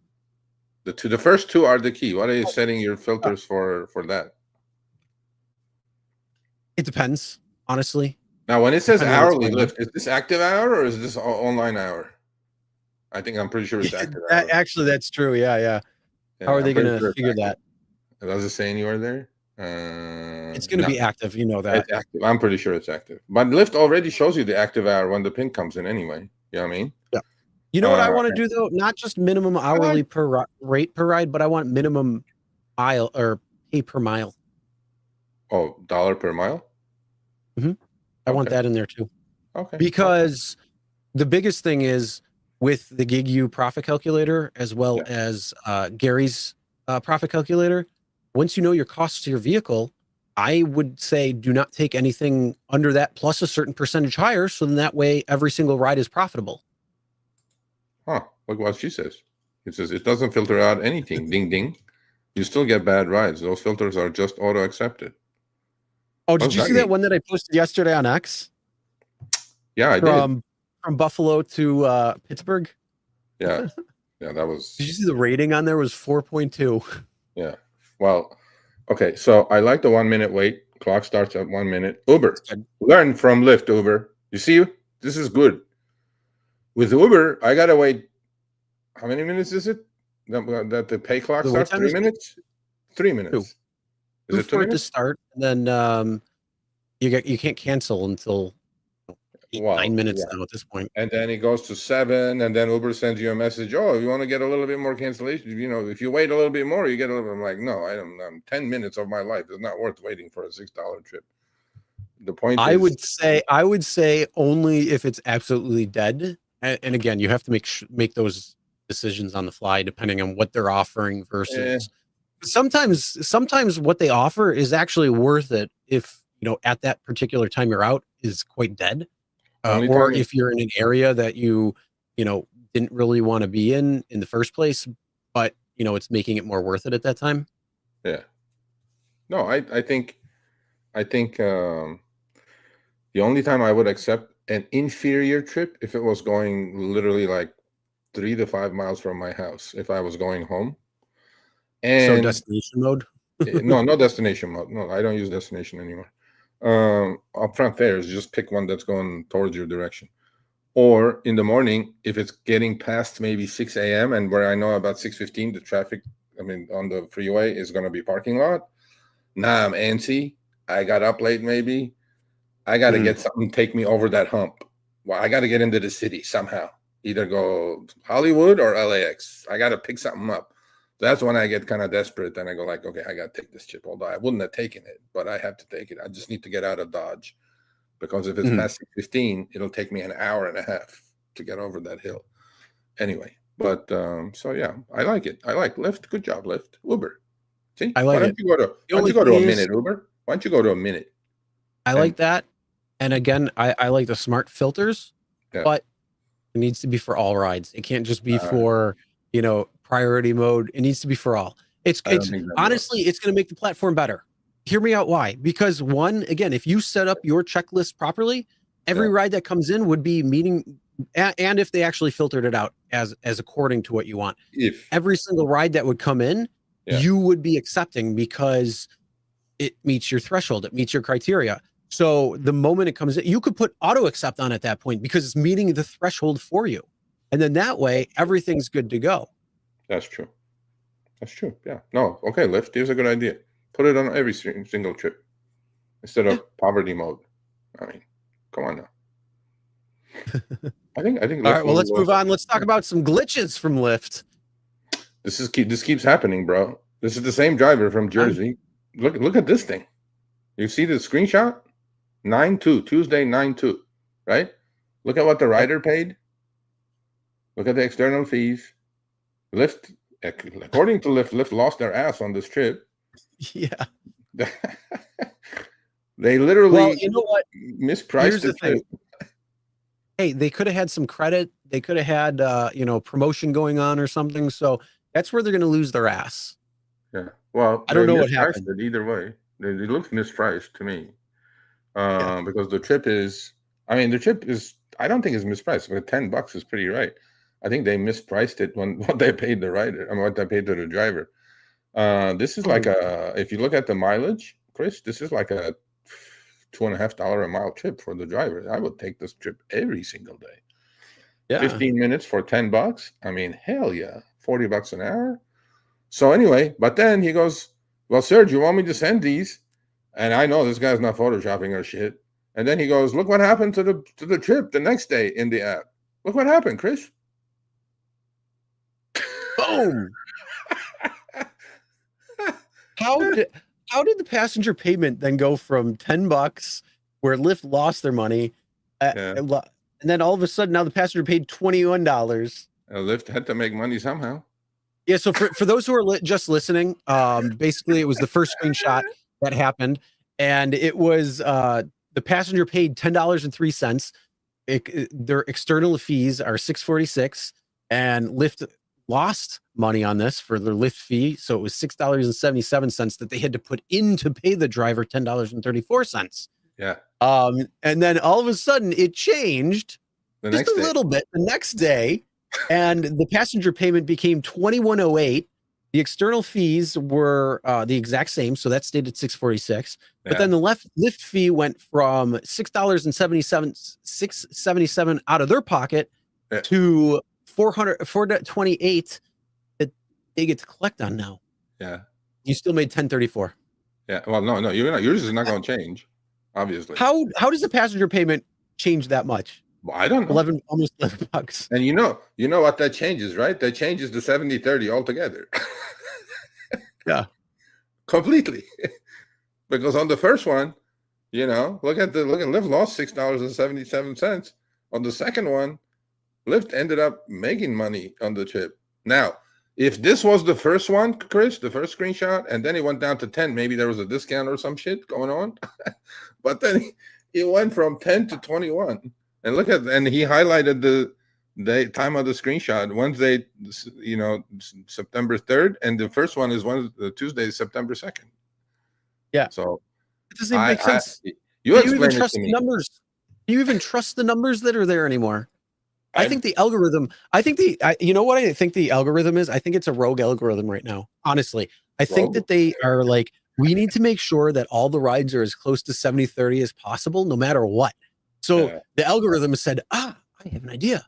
I am going to go back and change the receipts for every trip. So then every single day, 70-30. Well, it's changing. I mean, Lyft, you said it's fixed. This is like pretty. That's not fixed. I am getting, people are sending me all the time now screenshots. They're like 2 cents, 3 cents difference. This was like a lot. This is like double. I don't know. Well, you know what though? The thing is, it shouldn't have changed anyway. It shouldn't change. Even a few cents, it shouldn't be changing. No, it's changing few cents every trip. Literally, every trip is changing. Yeah, I have so many screenshots. I have so many screenshots. With tip, without tip, the external fees is changing by a couple 3 cents, and then the Lyft fee is changing a couple 3 cents. There's a possibility of that. Numbers are all made up. It's all hocus pocus. Oh wait, no, hold on. Drinking game, Sergio, you got to say hocus pocus. Well, we have, and the funnies. Don't tell them that yet. No, we're not gonna don't tell them that yet. In fact, we can take a break and I go get me some apple juice. But here's the deal: how things Lyft. I mean, we like you to a point. How's this happening? Like, how? I think after the trip, Chris, even at a penny or two, no numbers should change. Period. Done. Trip is finished. Yep. Slide over. We're done. Yep. And here's another one. Do you see? This is from Reddit. Look at this trip. This is a medical trip. So do you see the external fees on this trip? The passenger paid $186 on this. The estimated external fees are $174. So literally right there by math alone, you would have $8 left over. Yeah. So Lyft had to pay out $59 out of their pocket. Lyft lost their ass. Earnings of $71.42, which makes no sense. Lyft and we all know their that ass changed. again. Do you see the hocus pocus? Do you see why I call this hocus pocus, Lyft? What is this, man? This is ridiculous. Ridiculous. So Lyft knows this is a medical trip by a third party. And the guy says it, by the way. He goes, nice start to the day, but I checked and laughed out loud, especially at the arbitrary external fees, so that they wouldn't have to pay the extra 70% guarantee. I don't know if this driver knows that much. Was a medical ride, so I expected them to charge the insurance company max price. Okay, I get that. And I mean, look, I mean, $186 for only a 68-mile trip. Woo, $3 a mile there, baby. Yeah. What? But external fees of 90% of the fare? No, wrong. 94.8%. Is it that high? I figured 90%. Yeah. Oh my God. So it's only an $8 difference. So $8 on $186. Wow. Yeah. Anyway, so I'm going like, there's something wrong in Houston. Houston, we have a problem. This is we're about to crash. This is bad. This doesn't make sense. And you know what this does, right, Chris? You know what this does? For Lyft, this is a great thing. Because external fees, probably, I don't know how they keep their accounting with this mess. So Lyft looks like they lost 60 bucks. They have two books. They have one that's the internalized books, and then they have the driver books. Okay. No, I wouldn't say that. I wouldn't go that far. But what I would say is, no, come on. What I would say is look, they have top 5 accounting firms auditing their books, man. What I would say here is that this is good for Lyft, the way they have done this external fee versus service fee. Because they make more money. We talked about that last week. Because external fee probably is taxed at a way different rate than, and on top of that, Lyft looks like they lost 60 bucks on this trip. So the third line item may be taken off as a tax loss or as some sort of loss, and then because it clearly looks like Lyft lost 60 bucks. But how is this external? But we're not talking about the internal books. Well, that's a different story. That's a completely different story. And then I put up some comments, and the last one I'm going to read because I can see if Chris wants to read the smaller ones, he can do it. This post goes to show exactly what I have been screaming from the rooftops. The payment for the ride has got nothing to do with what you're paid for the ride. I've posted proof that sometimes probably the ride payment was actually less than the amount paid to the driver. I am not saying you are, but people need to stop hyper-focusing on what the tax or insurance, in this case, paid for the ride. I'm just saying from the first day of 70-30 after external expenses, if external expenses is a completely arbitrary number, and in this case, what did you say it was? 90%? 94%? A little over, yeah.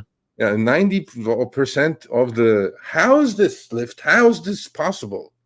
90% of the fare went to external expenses. And you came out looking like you lost your ass. It just doesn't make sense. Doesn't make sense. Well, you know what? You know how they're going to save the money from the $60 loss that they're going to do? Well, they're going to be able to get SB 371 passed, and they're going to save $200 million just in insurance costs. Okay, I caught this yesterday, and I think the professor did a video on this. So Lyft CEO, there's Mr. Vischer with his little shirt. He's always dressed like that. I like it. Lyft CEO says company. Shut the fuck up.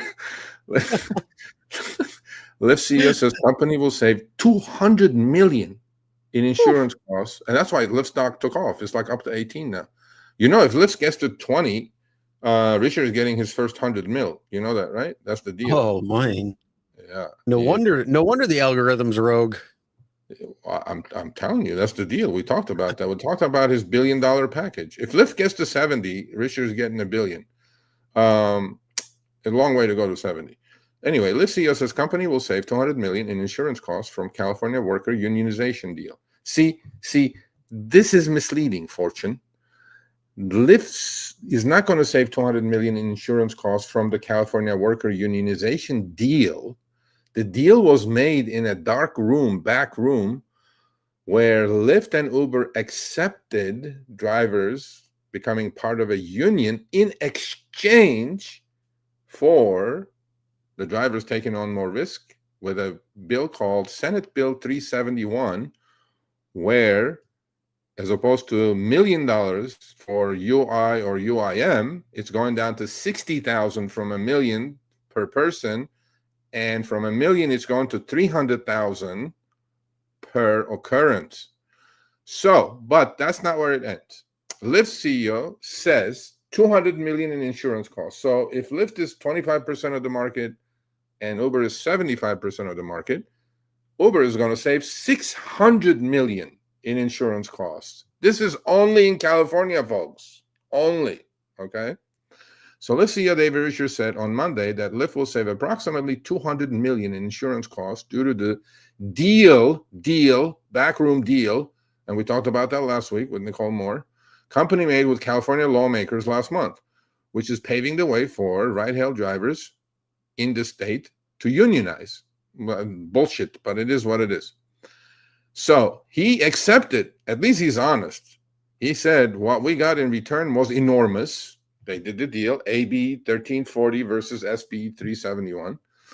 And in Park City, Utah, our insurance rates will go down. Okay, this is the part. Underline, highlight, Chris. Our insurance rates will go down and we will save approximately $200 million. David, I'm going to hold you to this, which we will pass back to drivers in terms of better pay for drivers. What say you, sir? I want to believe, but it ain't going to happen. I'm sorry. I'm going to say it right now. We've all heard that if you're not accepting trips on Uber, it's their problem pricing it wrong, and they have to do a better job. And we've only seen the price continue to drop, and they have to implement things like advantage versus standard, and then lower it 5% more to make it seem like you're making more and really not. So when he says something like this, where it's passing on, but did you notice one thing that he didn't say? That they were going to lower the passenger rate. No, but Uber is saying that. Uber is saying that. See, Lyft is going this way. Uber is going that way. I mean, look at California. You're paying $20 more for a ride that goes 25 miles from a house near you to LAX, and it's $20 more. So, you know. Okay. So, and then he closed with this during this interview. He goes, I think, this is David Risher, I think people believe that drivers and Lyft are on the opposite side of things. Are they? Are we? Some things, absolutely. Other things, maybe not. Risher said, often we're not. Often when drivers make more money, Lyft makes more money. Lyft makes more money. Drivers make more money. Now, I don't know about that one. It's inextricably linked. He said that Lyft would pass down savings from the reduced insurance cost to its drivers. Now, let's do the 1 and 2. Let's do the 1 and 2 on the chat, like we did with Chris's informal poll. Do you believe that Lyft is going to pass those savings to the drivers? If you do, put 1. If you don't, put 2. It's not complicated. If you believe Lyft will pay you more with those $200 million in savings, 1. If you don't, put 2. There you go. I see it. So anyway, David, what do you think is going to happen? No, I don't think 200 million will be. So Lyft, you're watching, I'm sure. Look at the twos flying. So I'm going to say that he shouldn't have said this.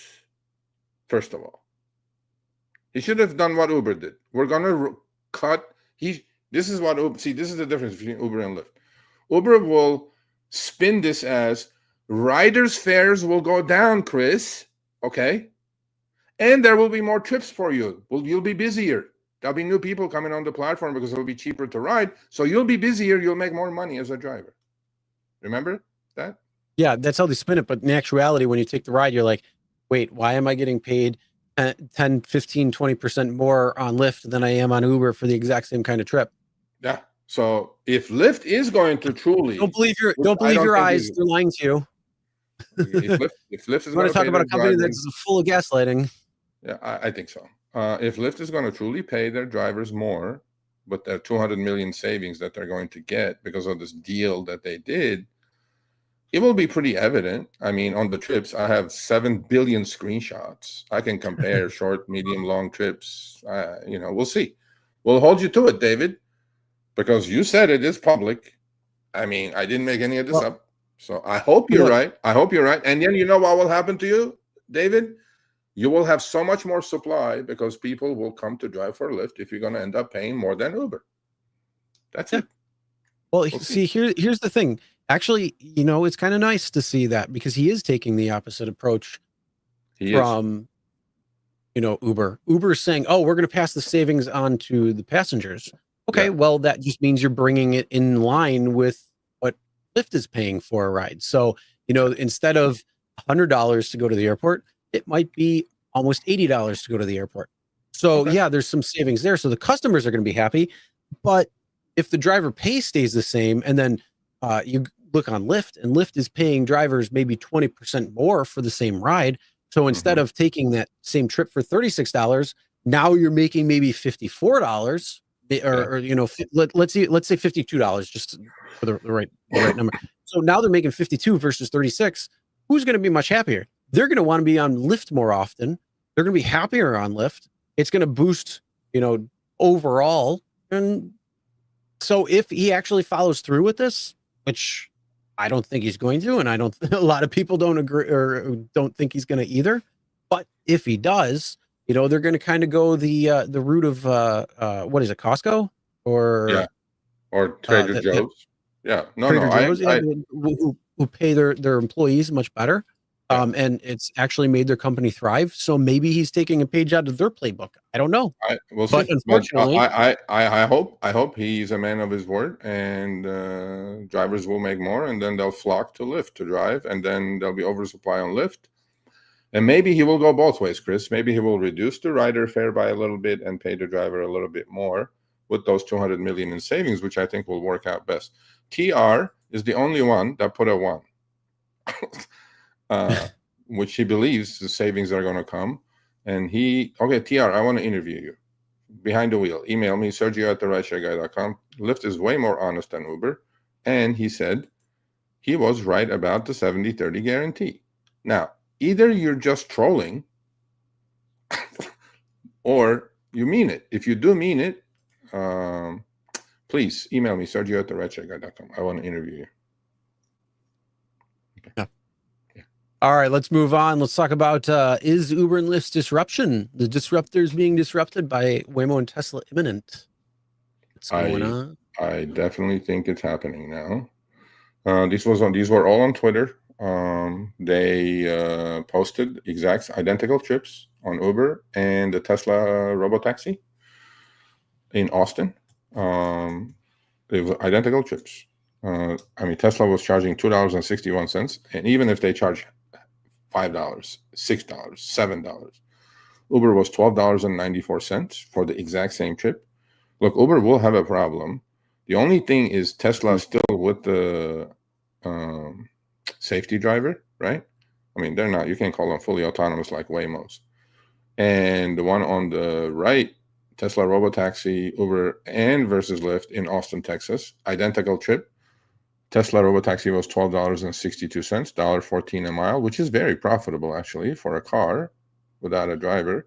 Uber was $30.32, and Lyft just like LAX, Lyft is cheaper in Austin too, $22.62. This is the identical trip, folks.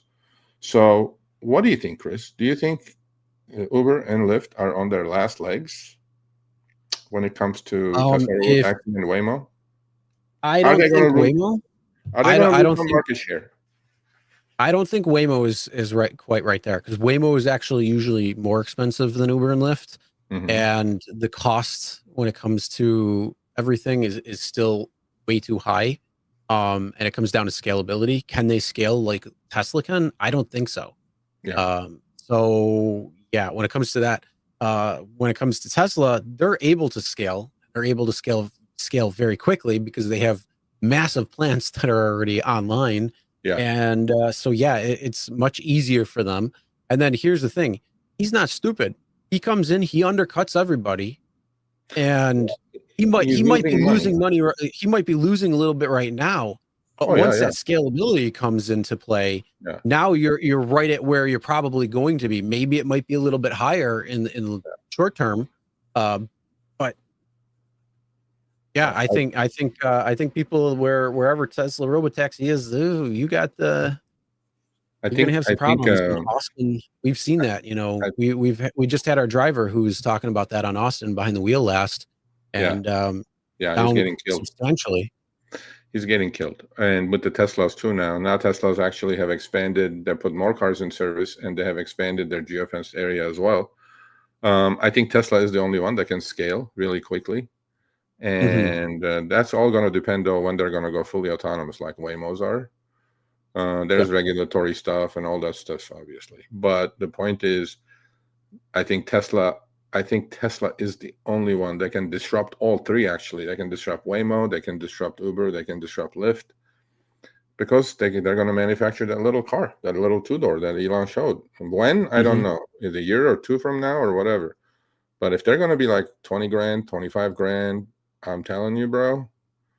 And the cost per mile. They have the mapping technology that literally is mapped every single day.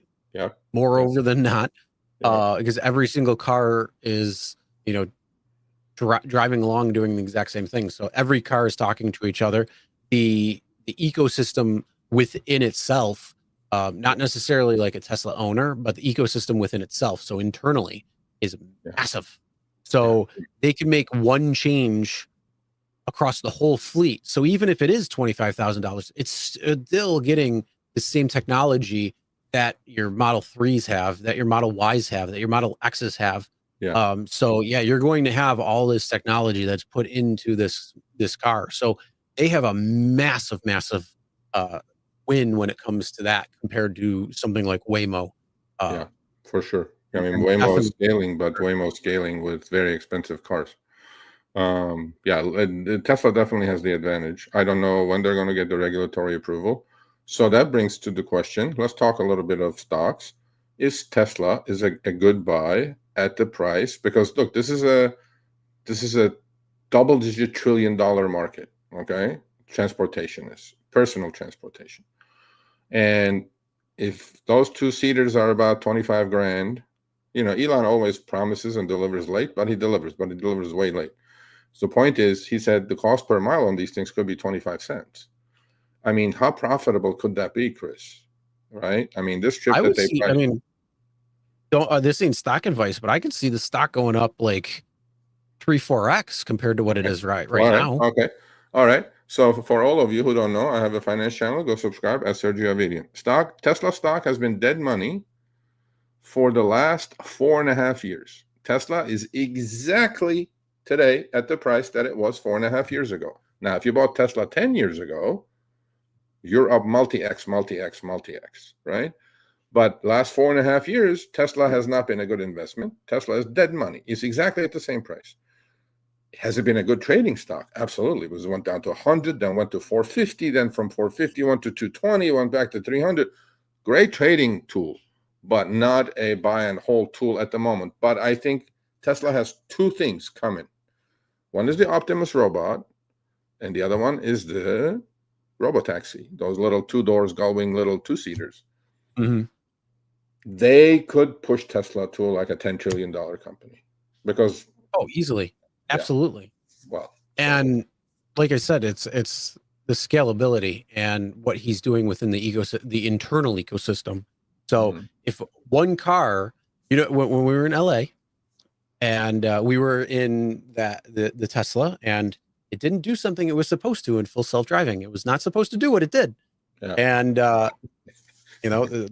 you both were saying this is never going to happen again because that car learned. Yeah. And then every car since then knows that. So it's the same kind of thing. I remember that.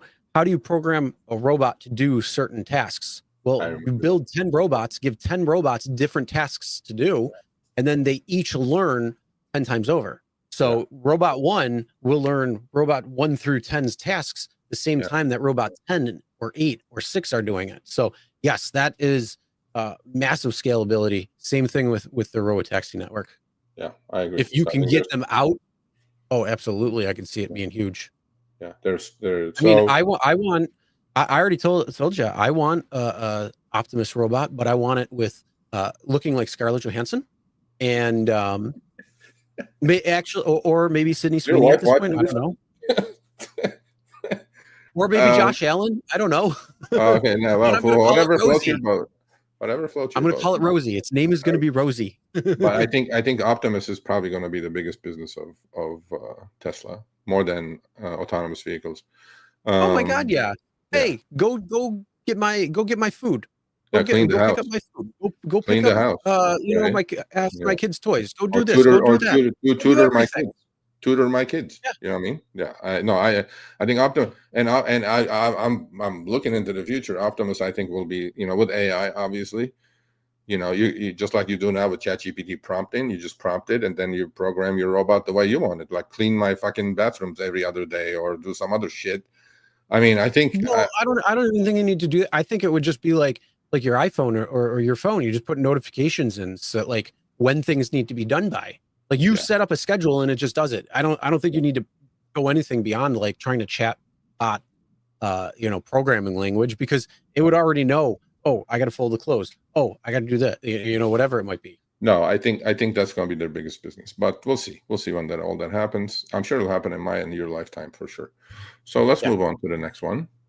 Because I see a lot of people talking about, you guys invest in Tesla. Why don't you invest $50 in Tesla every week? And then in the next 10 years, it'll turn into 10x. So maybe. this goes with, it's not financial advice. So not NFA, not financial advice, but go to my finance channel, check it out. You guys will make money if you do figure this shit out. But then some people do, some people don't. Anyway, Waymo is expanding Denver. So what is the similarity between Denver and Seattle, Chris? It rains and snows. Yeah. Okay, so this is the first two cities. Waymo's buckling up and goes, "Here we come, bitches." All those Seattle drivers who were like swimming in cash. Zach, I'm sorry, Zach, your party lasted about 4 months. Yeah, but Seattle, where he is and Seattle are not near each other, so that's going to be just in downtown Seattle. But where he is, it's not going to have any impact. So, as you know, no Waymos exist.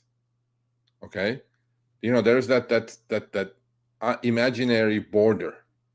You're right. So SF, LA, Phoenix, right? Austin, Atlanta. Look, see what I'm saying? Like if you looked at the U.S. map, there's like a parallel that goes right above it. They hadn't ventured into 300 days of rain in Seattle, or avalanches in Denver. So this is the litmus test right here. This is the Rorschach test when it comes to Waymo, and it's going to be very interesting. How what? All I know is I can't wait until Waymo goes in Denver, because snow is coming right around the corner, and I'm going to have a lot of great videos of Waymos just driving like morons in the snow, and it's going to be wonderful. And then I'm going to sing some Christmas song too. I don't know what yet though.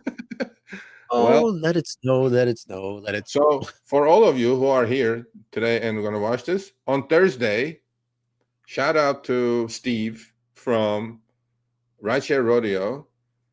I've been on his podcast or YouTube channel many times. He was nice enough to invite me to his 500th episode. Whoa, that's more than us. We're at 173. It's 500. So I said, of course I'll do it. You're a brother. So I'm going to be there. Please come check it out. Thursday at 3 p.m. Pacific, 6 p.m. Eastern. 500 episode of Rideshare Rodeo.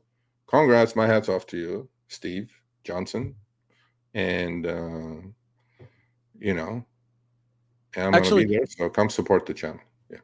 Nice. Now, my question, though, to you and everybody in the chat is when the snow flies. Steve is more against these things than you are, by the way. Against Waymo? I don't think that's possible. Well, no. Go read his tweets. Go read his tweets. Here's the thing. Hold on. When the snow flies, you don't know this, Sergio. You don't know because you live in beautiful LA. Weather-wise, that's all I'm going to say about that's good about LA. But that's the only thing we got. In Buffalo, in the real world, when you drive in the snow and there's snow on the ground in front and it gets kicked up on the tires, it plackers the whole front of the car. And so and same thing, if it's falling, it'll hit all the sensors. So the sensors will be shut down. The Waymo will sit there like a freaking moron being like, I don't know what to do in the middle of the road. And it's going to be absolutely glorious to see. And then they're going to have to issue something that says, oh, I'm sorry, we can't drive during snowstorms. It has to be perfectly clear out for us. Well, so far, that's what they've been doing. They're expanding in all the warm weather cities and states. I can't wait. This is look. I'm so excited. I mean, they picked two good ones. They could have gone maybe a little further north, but they went all the way north to Seattle. Seriously, fucking race 300 days a year, bro. Oh, I love it. I love it. Well, they go pick Denver. Seattle's a little bit different than snow in Denver. If they had picked Buffalo, I would have said they got balls. But they picked a little bit less than Buffalo. They picked Denver. So I'm like, okay, cool. They're in New York City. They're testing in Philly. So they're going up north now. They're going north. If it wasn't the snow that killed the Waymo, it'd be the potholes in Buffalo. They're going to Boston. Shit. There goes a tire. They're everywhere. So watch out, folks. They're coming. The light at the end of the tunnel. You guys think it's the light at the end of the tunnel? It's a train coming at you. If every rideshare driver is not freaked out about these fucking things, you guys are sleeping. You clearly don't know winter. No, I don't know winter. I don't know. I don't care if their sensors are heated or not. That snow that kicks up from the ground, that stuff will start icing on it. It will hit it. It will freeze. It'll ice over, and it'll be glorious to see these things in action, rolling around, and then trying to slide all over the place. It's gonna be beautiful. I can't wait. I'm sure we will. Plus, they'll salt those roads. These Jaguars will wear out in like 50,000 miles. Yeah, that's the other thing too. Well, do they? I wonder if in Denver if they salt or if they sand. Well, maybe if it snows, they're going to go home. Either way, they're going to go home. Think about it. If you sand, you're sandblasting the front of that. You're sandblasting all the sensors. They're going to get all scratched up. They're going to have nice fine lines of sand. Maybe I'm saying they have different housings for the sensors for not to freeze and stuff, because that thing on top of the thing is pretty exposed. I mean, you saw them, like they're just spinning. It's just pretty exposed up there. So I can't wait. Oh, it's going to be so much fun. And here's the thing: if you run an electric heater on an electric car in the middle of winter, your battery life is going to be like 20% normal. Yeah, well, a lot of people are talking shit to Waymo. I mean, look, this is only like a $20 billion company with Google parenting it. So I don't know. I wouldn't. And you know what? About Waymo. A $20 billion company that got destroyed in the LA riots earlier this year is going to get destroyed in snow later this year. And I am going to love every second of it. What did they do, though? They packed up and went home. Exactly. That's what they're going to do. They're going to pack up and they're going to go, oh, crap, we can't do Denver in the middle of winter. Okay, well, we're going to find out. It's going to be interesting. It's going to be interesting. Next, we're going to do Minnesota.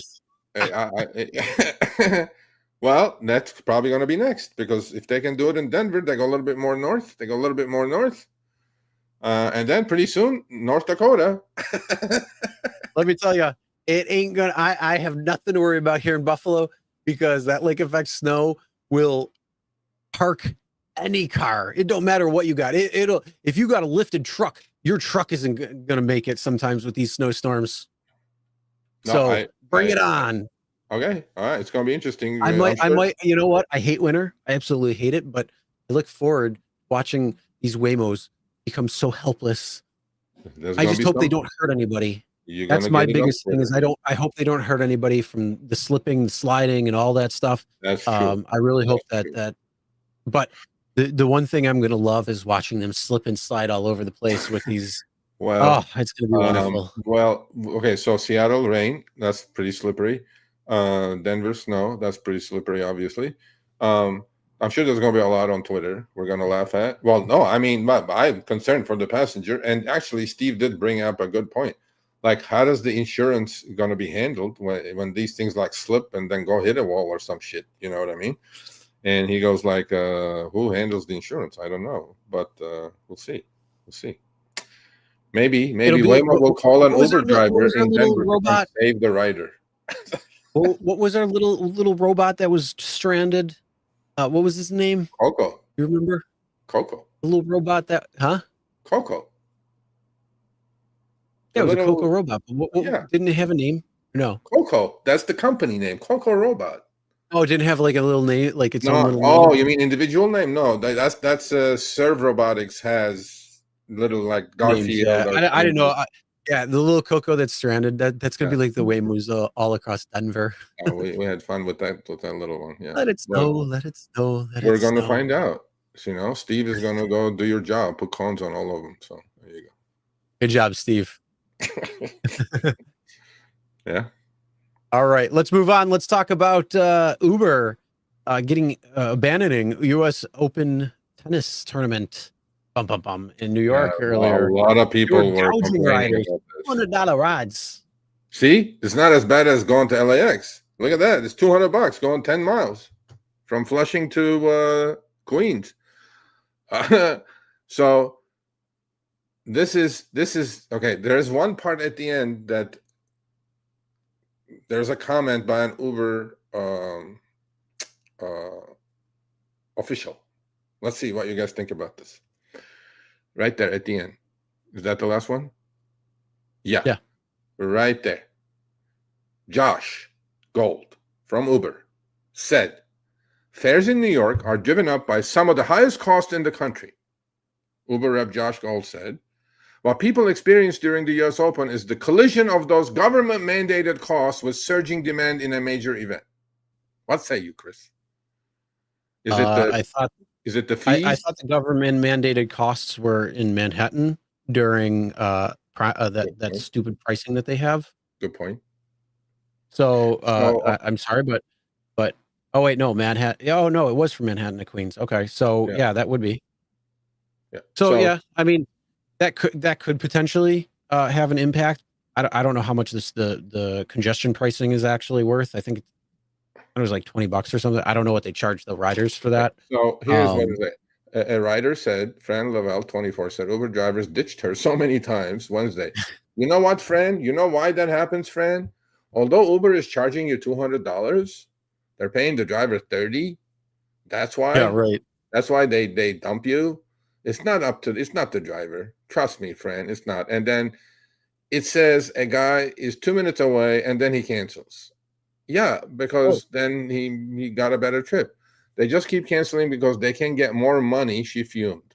I'm upset. Well, that's what we are. We're independent contractors. We're not Uber employees, friend. So don't be upset. Go call Uber and say, why are you charging me $200? Don't believe what Josh said here. Josh is full of smoke here, although I do like Josh. But he is here. He has no point. Was probably How about it's the search, Josh? How about this the 4X in the back end that you're raping the rider with? Come on, Josh. We know both. We know what's going on. They're charging me $200 to go to Manhattan. Jamie and Ian Goldbaum, who were headed home to Queens, said they got accepted and then canceled on by 3 Uber drivers within 15 minutes. Yeah, because Uber doesn't share the wealth. Period. Done. Uber. When are you going to get it? You charge $100 to go to LAX. You charge $65 to go to Glen Hell. What is happening, Uber? What is going on? Well, you charge $200 from the US Open to go home. Come on. That's the whole thing, though. Nobody wants to go back into Queens and then come back into Manhattan if you're driving. Yes. I'm assuming that's the 3 driver, but you know that. Like, you will see Queens in the trip when it comes in. You have upfront fares. It's not like New Jersey. This is New York City. You have upfront fares. So why are you accepting the trip to begin with? And then why are they canceling on top of that? That I don't know. Yeah. Well, that is confusing. Well, I mean, canceling could be that they're multi-apping, maybe Lyft offer them, maybe they're in a surge area or whatever. But Yeah, there could be a lot of different reasons. It could be a lot of things. But the canceling is happening because the driver, once they accept, they figure they do the math after they accept. They're not sharp enough to do the math in 10 seconds. Then they go, what did I just accept? $30 for the next hour and 20 minutes in traffic? Hell no. Cancel. That's why that's happening. Now, if Uber said, okay, 200, we give you 80 instead of 30, then I'll take the Oh, New York City doesn't have upfront fares? Oh, okay. Well, that'll explain it. That could. I thought they had upfront fares too. Yeah. Oh. Really? I don't know about that. Josh just commented. Josh, are you correct? Are you in New York City? Actually, I would love to interview you, Josh. Sergio at Rideshare.com. I don't think I've ever interviewed a New York City driver. I've interviewed New York drivers. Sweet Glaze Galaxies says she's in Buffalo also. Never see those cars in winter. Nope. Anyway, absolutely. So, well, you know what? Here's the thing. So what happens on New Year's? What happens on New Year's when you have freaking like insane amount of people Waymo downtown in Times Square, and they all want to go, beyond that. They want to go back to Jersey. They want to go back to upstate, wherever they're coming in. And they're like, oh, I'm going to take a. Of course, the surge is going to be like sky freaking high, so that's going to be another $200 ride. Okay, well, if not more. Waymos are going to come crush you all. That's what's going to happen. Or Tesla. Hey, Sweet Glaze Galaxy, email me, Sergio at Rideshareguy.com. I don't think I've ever interviewed anybody from Buffalo other than this guy right here. And, I'll put you on behind the wheel. Let's do it. Tomorrow I'm kind of, when it snows, it does go up. Let's do that. Sweet Glaze Galaxy, email me, Sergio at Rideshareguy.com. We'll put you on behind the wheel. You seem like you're a fun lady to talk to. Okay, if you're not in New York City,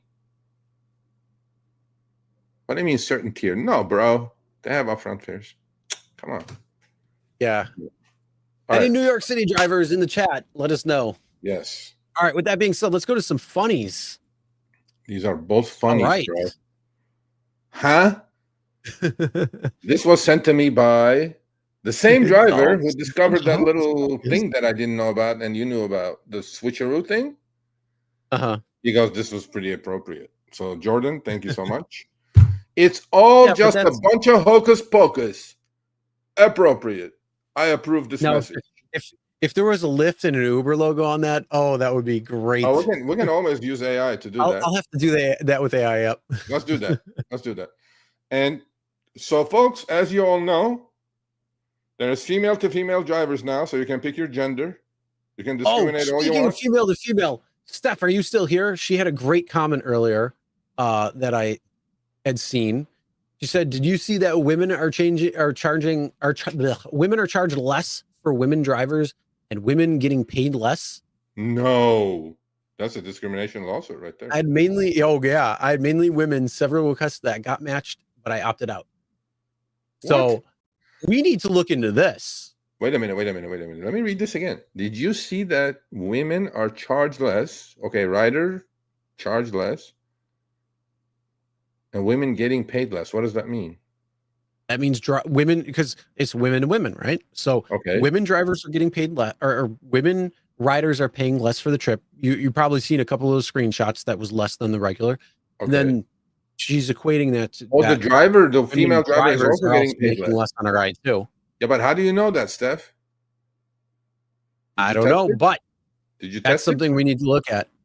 I think for sure that's 100% discrimination. It would be, yeah. That's now this screenshot, I like men drivers, rides by men for men only. Yeah. But the thing is, here's the problem: you got to upcharge it. So instead of being $15.59, it's got to be higher. It's not an economy; it's a premium tier. Hey man, so we're starting men to men drivers now because look, I think. I wrote an article actually. When did I write soy boys? Yeah, I wrote an article. I think it should go out Anyway, so yeah, now Uber's new tier is men to men for men only, and you'll be able to order a male driver. Yes, but whoever did this, it's a premium tier. Premium tier. Well, they have a little flower next to it. I don't know why the fuck there's a flower next to that car. Oh, that's probably because that was the women one. And they just put the car there. Screenshotted. Yeah. Because when women drive, it's economy. Oh, I did not just do that. Yes, I did. Yeah, you did. You did that. Yeah, you do that all the time. I don't know. Hey, so men to men now, that's going to be in your app. Enjoy it. Let's give it a plug for next week's show. We're going to talk. Actually, we didn't do. What did we not do today? We did not do Driver's Corner, and we did not do Driver's Corner last week because we had a guest, and this week we're long. This is what we're going to do. Next week, we're going to talk about autonomous vehicles and the negative effects they're already having, albeit in a limited scale, that they're in these cities. And our friends at Gridwise has sent us the data. And Ryan Green's Gridwise CEO is going to be not live, but we're going to interview him. Their data unequivocally says that your earnings are tanking in the cities where Waymos exist. It's true. The article went out already, so we're going to put out my article and we're going to talk about it. And the Driver's Corner is going to be about this subject. We also ran a poll. Are you concerned about autonomous vehicles taking your money away? I was very surprised with that poll that 31% said they're not, Chris. And I'm like, what? You guys should be very concerned. Well, I think the 31% were coming from the north states, like Boston and Buffalo and Detroit and these other areas where it ain't going to happen.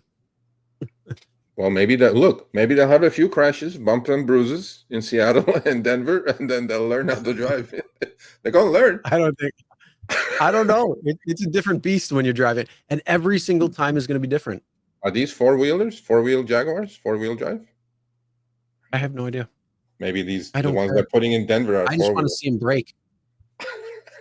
You know, like the cartoons when it like you got a really shitty car and it's like bouncing around, and then all of a sudden like it just breaks off part by part, and then the little cartoon is just they're just sitting there with the steering wheel and the chair. I own Google stock. Why are you so mean? Come on. I own Google stock too in my ETF, so come on. No, I own. I still want to see Waymo die. I don't know. Anyway, so all of you can do the same thing because so this can't beat him, you join him. So it's capitalism. Hey, if I was making money on it, if I was on the other side, I'd be okay with that. But the money would have to substantially outweigh. We are going to be on the other side. We're going to be on the other side. Here's the thing. I still will not use it, period. Okay, fine. But we're going to be on the other side. I don't like giving up my freedom to go wherever I want, whenever I want, and have to go through an app, spending $6 a freaking mile because that's what Waymo is compared to Uber, Lyft, which is still ridiculous at $4 a mile. And I'd just rather get in, enjoy, have some fun, roll down the windows. I mean, seriously, a Waymo or a Tesla or whatever is not going to be able to hit boost in my car. No, that's they don't even know how to drive manual. But imagine how much more productivity you're going to gain by just not fighting with traffic. You're going to be like do whatever you want in the back seat for like an hour. I don't need to fight with traffic. I could go 170 down the highway. I don't care. No, but if you're in LA, I think it's like makes sense. Fuck LA. I'm in Buffalo. That's a different story. Anyway, okay, folks. So next week, please come back. I think it's a real threat. A lot of you are ignoring it. A lot of you, I've been writing articles about how you can benefit from all this AV shit that's coming around. Once Tesla gets the approval. Hey, I'm a person in there. I'm not worried about any of these self-driving yet. Yeah. Well, once Tesla can scale and get full regulatory approval, watch out, folks. So that's why you need to learn other shit. Learn other shit to do. Invest. Learn to code. Play, learn how to do other shit.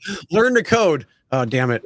Actually, speaking of coding, Linux had some issues inside when they're coding the kernel, and they were not happy with the fact that some people were using AI to code.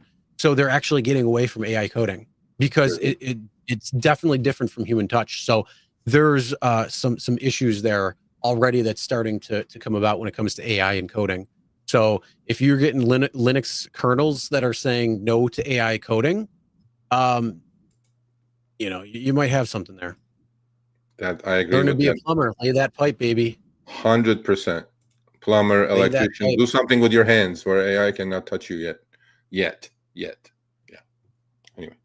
All right. Much love. Be safe, please. Chris, I enjoyed it. Go Buffalo. I am going to buy a Buffalo fucking Bills jersey this year. Oh, yeah. I'm gonna do an episode with the jersey. Not everyone, but I'll add it to my Barcelona jersey.